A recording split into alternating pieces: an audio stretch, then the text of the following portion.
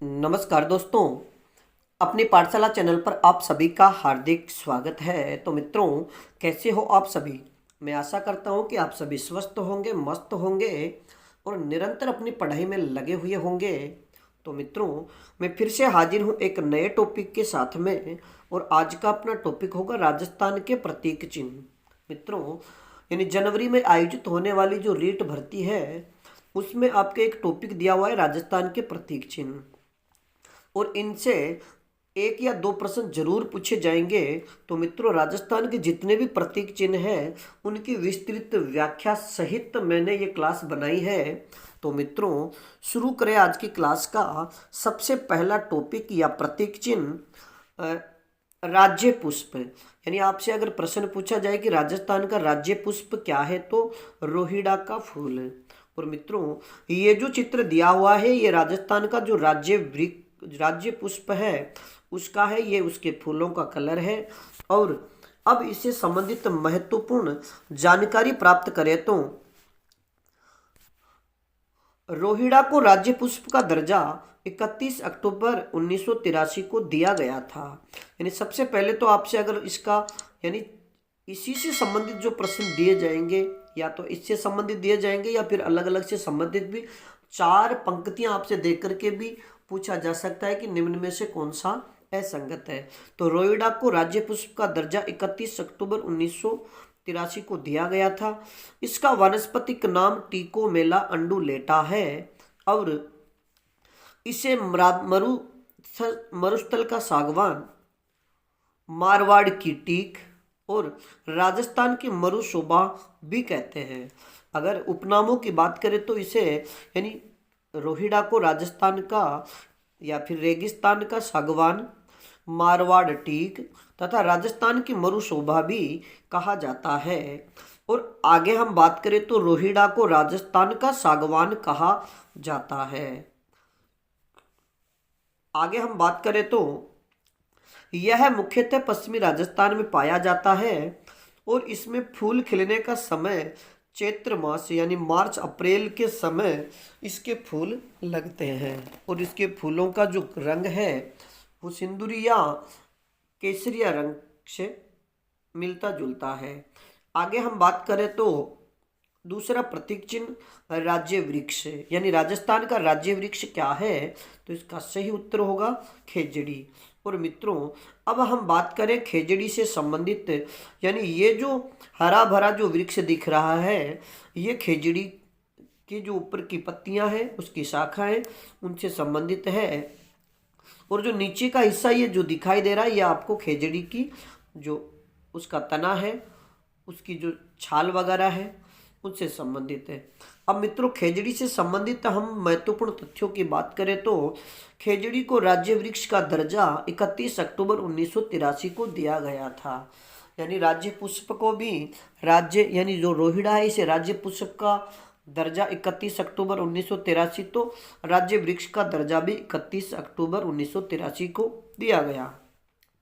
इसे राजस्थान का कल्प वृक्ष यानी खेजड़ी को राजस्थान का कल्प वृक्ष और राजस्थान का गौरव कहते हैं। खेजड़ी वृक्ष का वानस्पतिक नाम की हम चर्चा करें तो प्रोसोपिस सिनेरिया है। और मित्रों, विष्णुई संप्रदाय के लोग इसे सम्मी वृक्ष भी कहते हैं। यानी विष्णुई संप्रदाय के जो लोग हैं खेजड़ी को सम्मी वृक्ष के नाम से जानते हैं। आगे हम बात करें तो खेजड़ी के फूल को मींझर तथा फल को सांगरी कहा जाता है। और मित्रों, यो खेजड़ी का जो फूल होता है मींझर, उस पर कन्हैयालाल सेठिया ने एक कविता भी लिखी है। आगे हम बात करें तो 12 सितंबर 1978 से प्रतिवर्ष खेजड़ी दिवस मनाया जाता है। अगर आपसे पूछ लिया जाए कि खेजड़ी दिवस कब मनाया जाता है, तो प्रतिवर्ष 12 सितंबर को। कब से शुरुआत हुई, तो 12 सितंबर 1978 से। आगे हम बात करें तो खेजड़ वृक्ष महोत्सव खेजड़ली गांव में प्रतिवर्ष 12 सितंबर से मनाया जाता है, यानी 12 सितंबर को मनाया जाता है। और खेजड़ी को स्थानीय भाषा में शिमलो या जाटी, संस्कृत में सम्मी तमिल में पैमय, सिंधी में छोकड़ो और कन्नड़ में बनी के नाम से जाना जाता है। आगे हम बात करें तो खेजड़ी वृक्ष मरुस्थल के प्रसार को रोकने में सहायक है। अगला तथ्य कि खेजड़ी वृक्ष पर डाक टिकट 1988 को जारी किया गया था। अगर आपसे प्रश्न पूछा जाए कि खेजड़ी वृक्ष पर डाक टिकट कब जारी किया गया, तो 1988 को। और मित्रों, ये जो डाक टिकट था ये 60 पैसे का था। गोगा जी और झुंझार जी के जो मंदिर हैं वो खेजड़ी वृक्ष के नीचे होते हैं। अगर आपसे प्रश्न पूछा जाए कि गोगा जी का मंदिर किस वृक्ष के नीचे होता है, तो खेजड़ी वृक्ष के नीचे। और झुंझार जी का मंदिर भी खेजड़ी वृक्ष के नीचे ही होता है। आगे हम बात करें तो ऑपरेशन खेजड़ा 1991 में वह अमृता देवी विश्नोई पुरस्कार की शुरुआत 1994 में हुई। मित्रों, ये दोनों तिथियां भी आप याद रखिएगा कि ऑपरेशन खेजड़ा ये कब, इसकी शुरुआत कब की गई, तो 1991 में। और अमृता देवी विश्नोई पुरस्कार की शुरुआत कब की गई, तो 1994 से। खेजड़ी वृक्ष की पूजा दशहरे के दिन की जाती है। ये बात भी आप याद रखिएगा कि खेजड़ी वृक्ष की पूजा कब की जाती है, तो दशहरे के दिन। आगे हम बात करें तो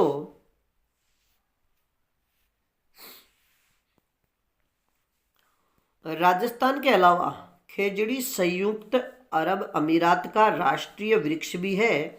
यहाँ इसे गाफ कहते हैं।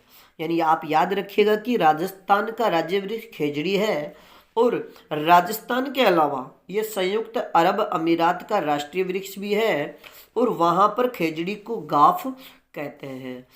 अगला प्रश्न, जो अगला तथ्य है, हम उसकी बात करें तो रियासती काल में जब मारवाड़ के शासक अभय सिंह ने अपने हकीम गिरधारी दास को पेड़ कटवाने का आदेश दिया, तब इन पेड़ों को बचाने के लिए अमृता देवी के नेतृत्व में 28 अगस्त 1730 को 363 स्त्री पुरुषों ने अपने प्राणों का बलिदान देकर इन पेड़ों की रक्षा की थी। यानी मारवाड़ का जो खेजड़ी गांव है वहाँ पर अधिक खेजड़ी के पेड़ अधिक होने के कारण और विष्णु संप्रदाय के जो लोग हैं वह खेजड़ी को माता मानकर इसकी पूजा करते हैं। और वहाँ पर विष्णु संप्रदाय के जो संस्थापक थे संत जाम्बोजी, उनका जो प्रसिद्ध कथन है कि रूख साटे पेड़ बचे तो भी सस्तो जान, तो उन्होंने एक पंक्ति कही थी कि सिर साठे रूख बचे तो भी सस्तो जान, कि सिर के बदले में अगर वृक्ष बचते हैं तो भी वह सस्ता ही है। इसलिए इसी कथन को और पेड़ों को, ये खेजड़ी वृक्ष को माता मान करके जब वो पूजते हैं, यानी उन्हें वो तुलसी के बराबर इनको दर्जा देते हैं। तो अभय सिंह ने अपने महल बनाने के लिए जब उन्हें लकड़ी की आवश्यकता पड़ी तो उन्होंने खेजड़ी गांव को चुना और वहां जाकर के वो वृक्ष काटने लगे। तो अमृता देवी, उनके पति रामोजी और अमृता देवी की जो 3 पुत्रियां थी, अणसी, भागु और रत्नी, सबसे पहले उन्होंने अपना बलिदान दिया। और देखते ही देखते उसी गांव के, खेजड़ी गांव और उसके आसपास के गांवों के 363 स्त्री पुरुषों ने अपने बलिदान देकर इन पेड़ों की रक्षा की थी। अब आगे हम बात करें तो इस घटना को इतिहास में खेजड़ी आंदोलन के नाम से जाना जाता है। अब मित्रों, हम बात करें, अगला जो हमारा प्रतीक चिन्ह है राज्य पक्षी गोडावण, यानी राजस्थान का राज्य पक्षी क्या है, गोडावण। और मित्रों, ये जो चित्र दिखाई दे रहा है यह जो उस गोडावण पक्षी का है और गोडावण पक्षी को शर्मिला पक्षी, हुकना भी कहा जाता है। और ये इसका कलर है, ये कलर उनके जो गोडावण पक्षी का। आगे हम बात करें तो गोडावण को राज्य पक्षी का दर्जा 21 मई 1981 को दिया गया था। अगर आपसे प्रश्न पूछा जाए कि गोडावण को राज्य पक्षी का दर्जा कब दिया गया, तो 21 मई 1981 को। इसका वैज्ञानिक नाम, अगर गोडावण के वैज्ञानिक नाम की बात करें तो क्रायोटिस नाइग्री शेप है। और मित्रों, इसके अन्य नामों की बात करें तो इसे हुकना, सोहन चिड़िया, माल मोरडी और गुराइन भी कहते हैं। इसको शर्मिला पक्षी के नाम से भी जाना जाता है और इसके प्रिय भोजन की बात करें तो इसका प्रिय भोजन तारा मीरा है। ये उड़ने वाले पक्षियों में एक सबसे बड़ा उड़ने वाला पक्षी पक्षी की श्रेणी में आता है। और मित्रों, आकार में बड़ा होने के कारण ये शुतुरमुर्ग जैसा प्रतीत होता है। अब मित्रों, हम आगे बात करें तो इसका प्रजनन केंद्र माचिया जोधपुर है। और मित्रों, यह मुख्य रूप से राष्ट्रीय मरु उद्यान जैसलमेर, सोरसेन बारा तथा सोकलिया अजमेर में पाया जाता है। और मित्रों, अब महत्वपूर्ण तथ्यों की बात करें तो 2010 में इसे IUCN के द्वारा रेड डेटा बुक में इसे दुर्लभ प्राणी की सूची में शामिल किया गया है। अगर आपसे प्रश्न पूछा जाए कि गोंडावण को रेड डेटा बुक में दुर्लभ प्राणी की सूची में कब शामिल किया गया, तो इसका सही उत्तर होगा 2010 में। अब हमारा अगला जो प्रतीक चिन्ह है राजस्थान का राज्य नृत्य, जो राजस्थान का राज्य नृत्य क्या है, तो इसका सही उत्तर होगा घूमर। और मित्रों, आप जो ये चित्र देख पा रहे हो, इसमें कुछ महिलाएं हैं जो गोल घूमते हुए और राजपूती जो ड्रेस है इसमें ये नृत्य कर रही है। और आगे हम इससे संबंधित महत्वपूर्ण तथ्यों की बात करें तो घूमर नृत्य को राजस्थान की आत्मा तथा लोक नृत्यों का सिरमौर कहा जाता है। यानी घूमर नृत्य को राजस्थान की आत्मा तथा लोक नृत्यों का सिरमौर कहा जाता है। और घूमर नृत्य को राजस्थान का राजकीय नृत्य भी माना जाता है। आगे हम बात करें तो यह नृत्य सिर्फ महिलाओं के द्वारा किया जाता है, जिसमें महिलाएं घेरा बनाकर नृत्य करती हैं। अब आगे हम बात करें तो राजस्थान में घूमर के 3 प्रकार प्रचलित है। यानी राजस्थान में घूमर जो नृत्य है इसके 3 प्रकार प्रचलित है। झूमरियों नृत्य, बालिकाओं का नृत्य और घूमर स्त्रियों का नृत्य। और मित्रों, लूर जो नृत्य है ये ग्रासीय जनजाति की स्त्रियों का नृत्य है। यानी घूमर का ही घूमर से संबंधित या घूमर से मिलता जुलता जो नृत्य है लूर, जो ग्रासीय जनजाति की स्त्रियों द्वारा किया जाता है। और ये घूमर का ही दूसरा रूप है। अब आगे हम बात करें तो राजस्थान का राज्य खेल क्या है, तो इसका सही उत्तर होगा बास्केटबॉल। अब मित्रों, हम बास्केटबॉल से संबंधित यानी यह जो चित्र देख पा रहे हो ये बास्केटबॉल का चित्र है। और आगे हम बात करें तो इसके महत्वपूर्ण तथ्यों की, बास्केटबॉल को राज्य खेल का दर्जा 1948 में दिया गया था। और बास्केटबॉल में प्रत्येक टीम में 5 खिलाड़ी होते हैं। तो देखो, एक तो ये प्रश्न कि राज्य खेल का दर्जा कब दिया गया, 1948 में। और बास्केटबॉल में प्रत्येक ही टीम में 5, यानी प्रत्येक टीम में कितने खिलाड़ी होते हैं, तो 5 खिलाड़ी। और मित्रों, राजस्थान राज्य क्रीड़ा परिषद द्वारा 2007 में जयपुर में महिला बास्केटबॉल अकादमी खोली गई। अब आपसे पूछा जाए कि बास्केटबॉल अकादमी कहाँ पर स्थित है, तो जयपुर में। ये कब खोली गई, तो 2007 में। और मित्रों, आप याद रखिएगा कि पुरुष बास्केटबॉल अकादमी कहाँ पर स्थित है, तो ये जैसलमेर में स्थित है। आगे हम बात करें तो राजस्थान का राज्य पक्षी क्या है, तो इसका सही उत्तर होगा चिंकारा। यानी राजस्थान का राज्य पक्षी क्या है, चिंकारा, जिसे वन्य जीव श्रेणी में शामिल किया गया है। और मित्रों, ये जो देख पा रहे हो ये जो चित्र जो हिरण से मिलता जुलता चित्र है, यानी हिरण की एक प्रजाति है। अब आगे हम बात करें इससे संबंधित महत्वपूर्ण तथ्यों की। चिंकारा को राज्य पशु का दर्जा 22 मई 1981 को दिया गया था। अगर आपसे प्रश्न पूछा जाए कि चिंकारा को राज्य पशु का दर्जा कब दिया गया, तो 22 मई 1981 को। चिंकारा एंटीलोप प्रजाति का काला हिरण होता है। और इसका वैज्ञानिक नाम, यानी इसके वैज्ञानिक नाम की बात करें तो गजेला है। और मित्रों, चिंकारा को वन्य जीव श्रेणी का राज्य पशु का दर्जा दिया गया है। यानी राजस्थान के जो 2 राज्य पशु है जिनमें एक चिंकारा, दूसरा ऊंट है। तो ऊंट तो पशुधन या पालतू पशुओं में और वन्य जीवों की श्रेणी में चिंकारा को राज्य पशु का दर्जा प्राप्त है। चिंकारा श्री गंगानगर राज्य का वन्य जीव शुभंकर भी है।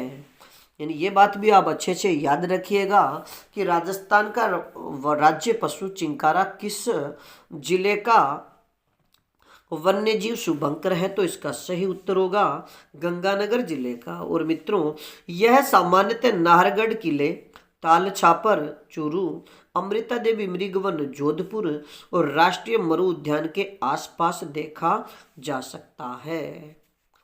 अब आगे हम बात करें कि राजस्थान का जो राज्य पशु है, यानी राजस्थान का राज्य पशु क्या है। तो राजस्थान का राज्य पशु ऊंट है और ये पशुधन श्रेणी में है।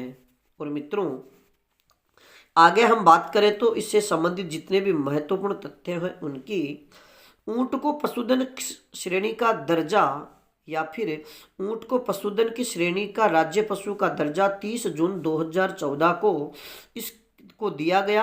हालांकि इसकी अधिसूचना की बात करें तो ये 19 सितंबर 2014 को जारी की गई थी। यानी अधिसूचना कब जारी की गई? 19 सितंबर 2014 को। और राज्य पशु का दर्जा ये 30 जून 2014 को दिया गया था। आगे हम बात करें तो इसका वैज्ञानिक नाम, तो इसका वैज्ञानिक नाम कैमेलस ड्रेमेटेरियस है तथा ये ऊंट को रेगिस्तान का जहाज भी कहा जाता है। और मित्रों, राजस्थान में ऊंट लाने का श्रेय पाबूजी महाराज को जाता है। केंद्रीय ऊंट प्रजनन अनुसंधान संस्थान जोहड़बीड़ बीकानेर में स्थित है। अगर आपसे प्रश्न पूछा जाए कि केंद्रीय ऊंट प्रजनन अनुसंधान संस्थान कहाँ स्थित है, तो जोहड़बीड़ बीकानेर में। और मित्रों, इसकी स्थापना की बात करें तो ये 5 जुलाई 1984 को स्थापित की गई थी। आगे हम बात करें तो राजस्थान में सबसे तेज दौड़ने वाले ऊंटों की सर्वश्रेष्ठ नस्ल जैसलमेरी है और ऊंटों के गले के आभूषण को गोरबंद कहा जाता है। ऊंट की खाल पर सोने चांदी की नक्काश को उस्ता कला कहते हैं। कि ऊंट की खाल पर जो सोने चांदी की नक्काशी की जाती है और इस नक्काशी को उस्ता कला के नाम से जानते हैं। ऊंट वध रोकथाम अधिनियम की बात करें तो ये 2014 को पारित किया गया था। अब हम मित्रों बात करें आगे, अगला हमारा जो राजस्थान का प्रतीक चिन्ह है, राजस्थान का राज्य गीत है। तो राजस्थान का राज्य गीत क्या है? केसरिया बालम आवोनी पधारो म्हारे देश है। और मित्रों, ये जो तस्वीर आप देख पा रहे हैं, ये तस्वीर है राजस्थान का जो राज्य गीत है केसरिया बालम, उसे सबसे अधिक गाने वाली जो गायिका है, मांड गायिका अल्लाह जिला बाई की है। और केसरिया बालम आवोनी पधारो मारे देश को सबसे पहले आवाज देने वाली गायिका राजस्थान की, जिसे कोकिला भी कहा जाता है, वो है अल्लाह जिलाई बाई। अब मित्रों, इससे संबंधित यानी राजस्थान का राज्य गीत है, उससे संबंधित अगर बात करें तो केसरिया बालम आवोनी पधारो मारे देश गीत को राजस्थान का राज्य गीत का दर्जा दिया गया है। और इस गीत को पहली बार उदयपुर की मांगी बाई के द्वारा गाया गया था। अगर केसरिया बालम आवोनी पधारो मारे देश को सर्वप्रथम किसने गाया, तो इसका सही उत्तर होगा मांगी बाई ने। और अल्लाह जिला बाई ने इसे सर्वाधिक गाया है। आगे हम बात करें तो राजस्थान दिवस, यानी राजस्थान दिवस कब मनाया जाता है, तो 30 मार्च को। और मित्रों, 30 मार्च 1949 को जयपुर, जोधपुर, बीकानेर और जैसलमेर को मिलाकर के जब वृहद राजस्थान संघ बना, इसी कारण 30 मार्च को राजस्थान दिवस मनाया जाता है। और 30 मार्च को ही जयपुर को राजस्थान की राजधानी भी बनाया गया था। आगे हम बात करें तो राज्य कवि, राजस्थान का राज्य कवि का दर्जा किसे दिया गया है, तो इसका सही उत्तर होगा सूर्यमल मिश्रण को। और मित्रों, सूर्यमल मिश्रण के द्वारा 1857 की क्रांति के समय वीर सतसई नामक ग्रंथ की रचना की गई थी। और मित्रों, इनकी अन्य महत्वपूर्ण रचनाओं की बात करें तो वंश भास्कर, बलवंत विलास और राम रंझाट है। और अपनी रचनाओं में इन्होंने डिंगल भाषा का प्रयोग किया है। और जो डिंगल भाषा है ये वीर रस से संबंधित भाषा है। आगे हम बात करें तो राजस्थान का लोक वाद्य है, यानी राजस्थान का लोक वाद्य कौन सा है, तो इसका सही उत्तर होगा अलगोजा। और मित्रों, ये जो चित्र आप देख पा रहे हैं, ये जो चित्र है यह है मशहूर अलगोजा वादक रामधन चौधरी जी का, जो नाक से भी अलगोजा बजाते हैं। और मित्रों, अब हम बात करें अलगोजा से संबंधित महत्वपूर्ण तथ्यों की। यह सुशिर वाद्य की श्रेणी में आता है और रामधन चौधरी इसके प्रमुख वादक है। अब मित्रों, आगे हम बात करें राजस्थान की राजधानी, तो राजस्थान की राजधानी जयपुर है, जिसे 30 मार्च 1949 को राजस्थान की राजधानी बनाई गई। और मित्रों, सत्यनारायण राव समिति की सिफारिश पर जयपुर को राजधानी बनाया गया था। तो मित्रों, आज के लिए इतना ही। बाकी फिर मिलेंगे एक नए टॉपिक के साथ। तब तक आप अपने अध्ययन में जुटे रहिएगा। धन्यवाद। और अपनी पाठशाला बाई बीएन सर चैनल पर नए हो तो हमारे चैनल को लाइक, सब्सक्राइब और अपने मित्रों तक शेयर जरूर कीजिएगा।